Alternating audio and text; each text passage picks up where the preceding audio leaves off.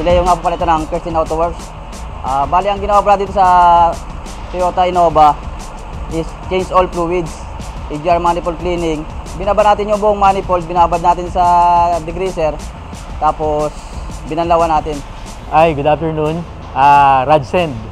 So, nandito ako ngayon sa Kirsten Auto Works. So, basically, in-endorse lang ako ng utol ko dito rin siya nagpagawa. So, okay naman. So far, natapos na yung PMS ng sasakyan ko, mga 50,000 kilometers. So, na-road test ko na rin, okay na rin. So, hopefully, sa susunod ulit, dito na siguro ako magpa-PMS.